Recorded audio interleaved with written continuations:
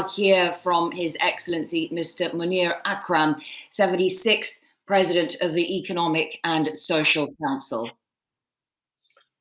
Thank you, Ms. Namazi.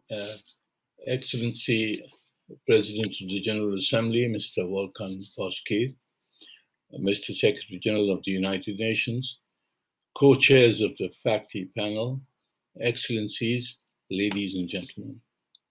It is a matter of great pleasure for me to join you for the launch of the final report of the high-level panel on financial accountability, transparency, and integrity. I must acknowledge the efforts and vision of my predecessor, Ambassador Mona Jewel of Norway, and the previous President of the General Assembly, Ambassador Tijani Muhammad Bande of Nigeria, who jointly launched this panel. Excellencies, every year, trillions of dollars flow out of the developing countries due to the activities of criminals, corrupt politicians and officials, and tax evaders. The estimates of such illicit financial flows are staggering. Turning a blind eye to such illicit flows, especially during the time of economic recession triggered by the COVID-19 pandemic, is nothing short of criminal. We are all aware that illicit financial flows are a major reason for many of the developmental and socio-economic challenges faced by the developing countries. If these flows are halted and the stolen assets returned forthwith, the developing countries would be able to meet the estimated $4.3 trillion which they need to recover from the COVID crisis and achieve the SDGs. Excellencies, no country can fight this menace alone. It is a systemic problem and requires systemic solutions.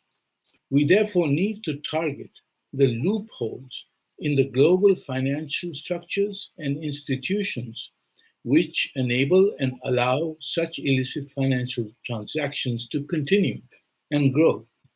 As a first step, the existence of the safe havens that receive such illicit money must be dismantled.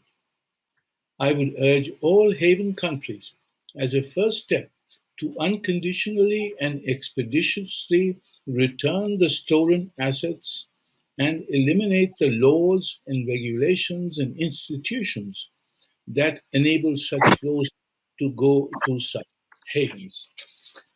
Secondly, enablers of the corruption and crimes and illicit flows, such as lawyers, accountants, and financial institutions, need to be criminalized in these haven countries. Third, I fully endorse the panel's suggestion to create a value system that encourages honesty, integrity, and transparency in all financial transactions by strengthening the policy framework and relevant national and international regulations, laws, and institutions. The panel has provided a framework for action. I agree with the panel's assessment that there is a need for an international pact on implementing financial integrity for sustainable development. I fully support the creation of a forum under the United Nations to coordinate all bodies dealing with various aspects of the illicit financial flows. We need to incorporate the panel's 14 recommendations in our discussions at the United Nations, and in this regard, I urge member states to give consideration to these recommendations, especially during the forthcoming Financing for Development Forum in April.